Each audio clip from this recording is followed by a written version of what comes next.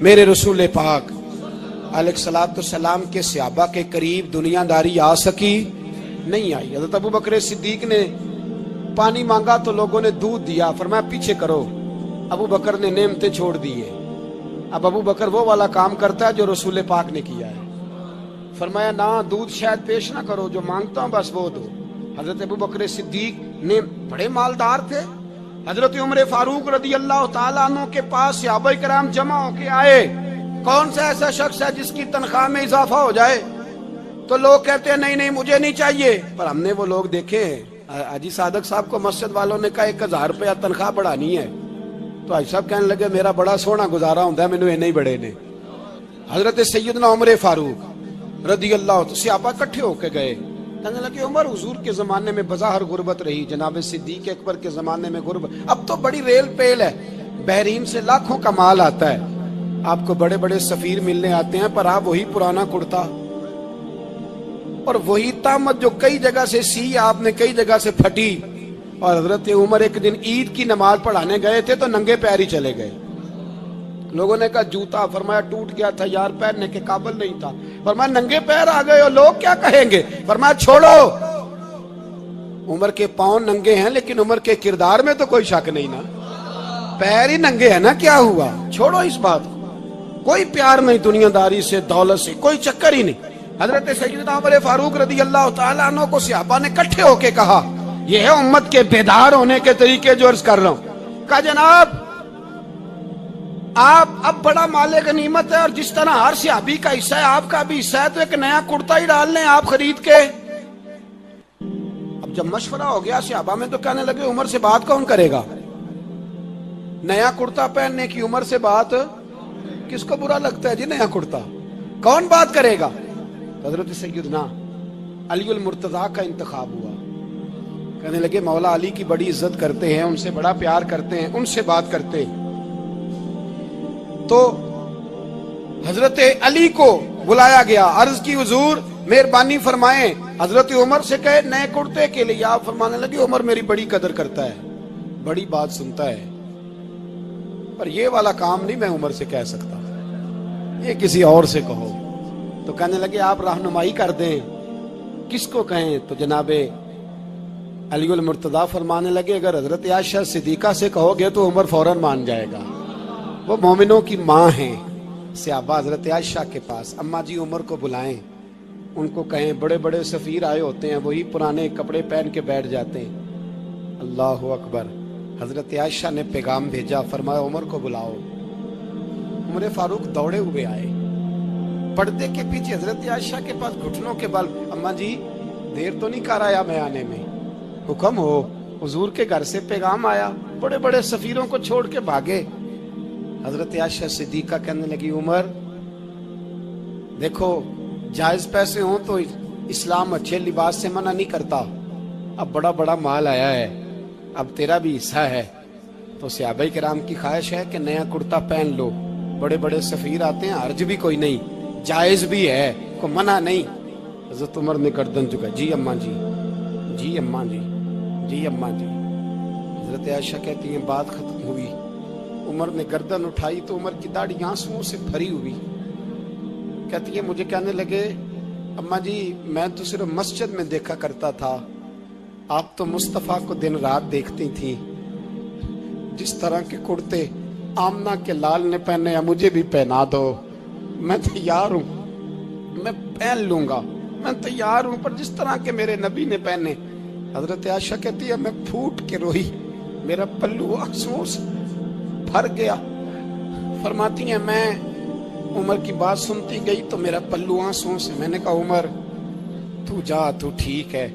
فرماتی ہے عمر فاروق سلام کر کے اٹھے، امیر المومنین چلے گئے، اس کونے میں صحابہ چھپے ہوئے تھے، وہ آئے، کہا اماں جی کیا بات ہوئی؟ تو میں پھر رو پڑی، میں نے کہا کیا بتاؤں، تمہیں پرانے کرتے نظر آتے ہیں، اسے محمد عربی کے جلوے نظر آتے ہیں، اسے رسول اللہ کا رنگ نظر آتا ہے، اسے وہ غلامی نظر آتی ہے۔ عمر کو دنیا سے پیار، اور دنیا سے پیار نہیں تھا، دعا پتہ کیا تھی؟ یوں جھولی اٹھا کے اللہ مرزقنا شہادتن فی سبیلک وجعل موت فی بلد حبیبک، اللہ عمر کو بسترے والی موت نہ دینا، موت شہادت کی دینا، اور میں میدان میں جا کے نہیں مرنا چاہتا، مجھے رسول اللہ کے شہر میں موت چاہیے، باہر جا کے نہیں، یہی میدان لگے مدینے میں، یہی موت آئے، اسباب بنا، میں مدینہ بھی نہیں چھوڑنا چاہتا۔ او بھائی، ان لوگوں کو نہیں پیار تھا، جناب صدیق اکبر کا وصال ہوا تو زہر کے اثر سے، وہ جو آپ کو زہر لگا تھا، بعض مفسرین نے لکھا ہے کبھی کبھی وہ جو سانپ نے ڈسا تھا تو کبھی کبھی اس کا اثر آتا تھا، بس اللہ نے شہادت دینی تھی کبھی کبھی، ورنہ تو بڑی شفائیں تھیں۔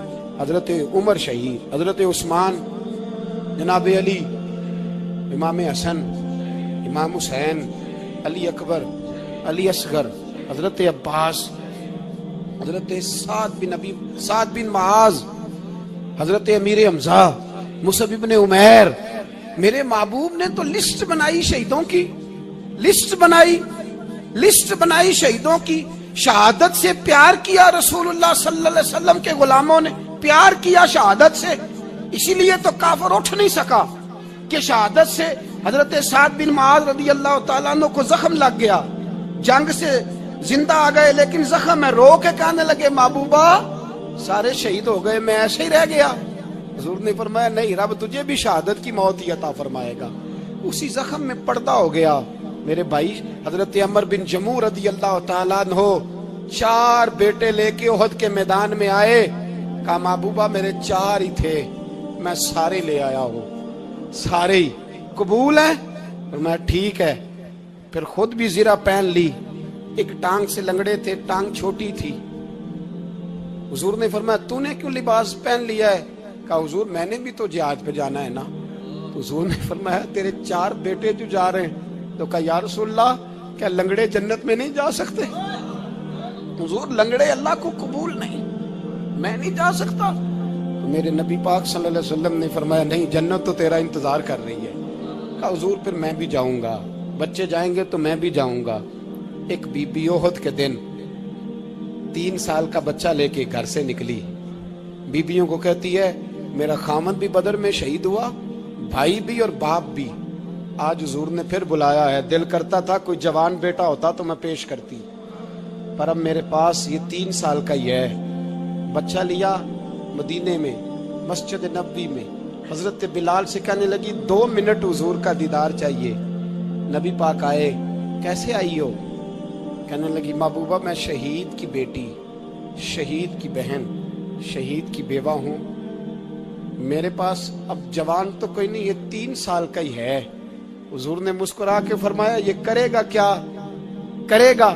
کہنے لگی حضور سنا ہے اسلحہ تھوڑا ہے، ڈھال کی ضرورت ہے، لوہے کی ڈھال ہوتی تھی، جب تلوار آتی تھی تو آگے کی جاتی تھی۔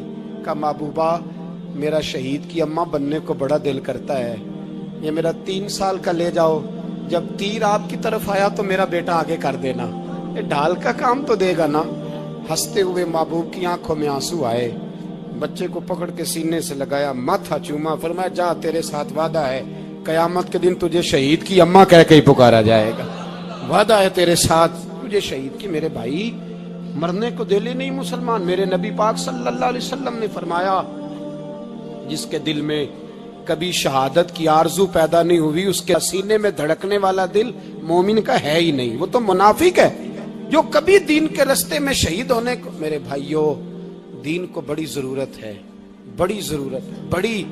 اے خاصائے خاصان رسول وقت دعا ہے، امت پہ تیری آ کے عجب وقت پڑا ہے، وہ دین جو بڑی شان سے نکلا تھا وطن سے، پردیس میں وہ آج غریب الغربا ہے۔ فریاد ہے اے کشتی امت کے نگہباں، بیڑا یہ تباہی کے قریب آن لگا ہے۔ اور ایک شاعر قلم توڑ گیا، کہنے لگا تجھ سے فریاد ہے اے گنبد خضرا والے، تجھ سے فریاد ہے اے گنبد خضرا والے، کعبے والوں کو ستاتے ہیں کلیسا والے، تجھ سے فریاد ہے اے گنبد خضرا۔ اپنے اندر دین کا درد پیدا کرو۔